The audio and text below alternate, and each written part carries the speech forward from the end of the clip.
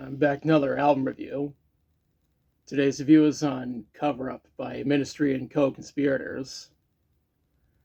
This collection of covers that Ministry made was their final release before going on hiatus in 2008.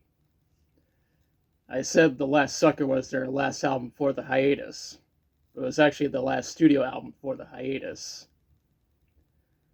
Anyways, Cover Up was recorded and mixed at 13th Planet Studios. It was produced by Al Jorgensen. The mastering is done by Dave Donnelly at DNA Mastering. The album was released on April 1st, 2008 on 13th Planet Records. All but 3 of the covers were brand new. The only ones that were previously released were Roadhouse Blues, Super Knot, and Lay Lady Lay. Now let's talk about the songs. The first track is Under My Thumb, which is a Rolling Stones cover. This track even has vocals from Burton C. Bell, and Tony Campo was on bass.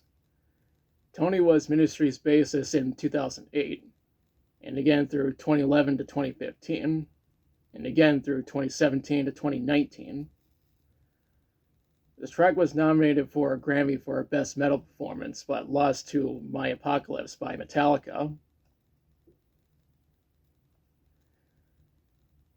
The next track is Bang It Gong, Get It On. The original version was made by T-Rex. This cover has Clayton Warbeck on keyboards and Josh Bradford on lead vocals.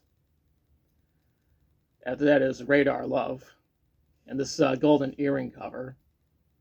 It's also the last track that Josh performed on. Next up is Space Truckin', which is a Deep Purple cover.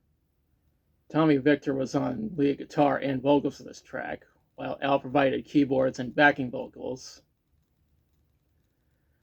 Up next is Black Betty, and this is a Lead Belly cover.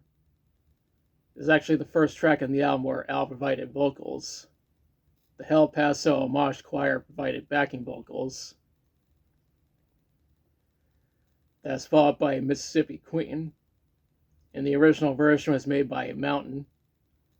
The second and final track where Tommy provided vocals and lead guitar. Al was also on guitar. We follow up with Just Got Paid, and this is a ZZ Top cover. Al played the slide guitar for this track. Right after that is Roadhouse Blues, and this is a Rolling Stones cover. I talked about this track when I reviewed The Last Sucker. Al played the harmonica. Paul Raven was on bass, Casey Chaos provided intro vocals, and John Bilberry handled drum programming.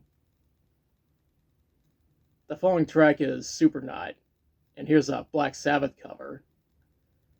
I've talked about this cover in previous reviews.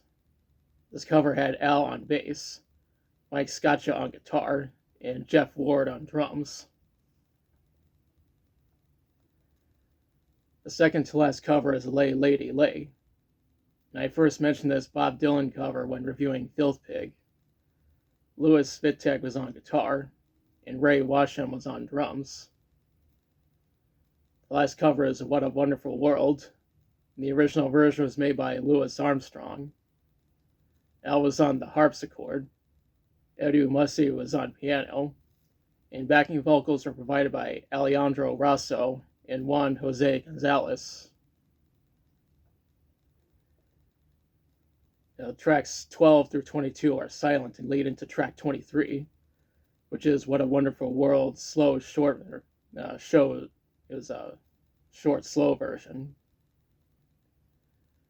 Tracks 24 through 43 are completely silent and lead to track 44, which is What a Wonderful World, a short, fast version. Tracks 44 through 68 are silent and lead into the final track. It's number 69. The title is Willie Stigmata, and it's sung by an anonymous fan doing a Willie Nelson impression. I need to mention that the Japanese version includes a bonus track, and is a cover of the song I Want You, She's So Heavy by the Beatles. Unfortunately, I wasn't able to find a copy of the Japanese version, and all I have is the US version. The only information I could find regarding how this album formed commercially is that 1,400 copies were sold in the US, according to Blabbermouth. Critical reception was mostly positive, even though some empty-headed fucknugget at Sputnik Music thought it was mediocre. So I'm giving that review a 0 stars. Now for my thoughts. I think this is a really good album. It was interesting to see Ministry make a covers album, and not a lot of bands do that. We saw Metallica do that with Garage Inc. back in '98. There were a few more Ministry albums that came after this and before they reunited. I'll get to those in later episodes. Overall, I highly recommend this album. And now's the part where I question you. Have you listened to A Cover Up? If so, what do you think about it? What's your favorite song from it? What other songs do you think Ministry could have covered? Now let me know in the comments. If you liked the video, be sure to like, share, and subscribe. Be sure to press the notification bell to notify future videos. Thanks for watching, and I'll be back soon with another video.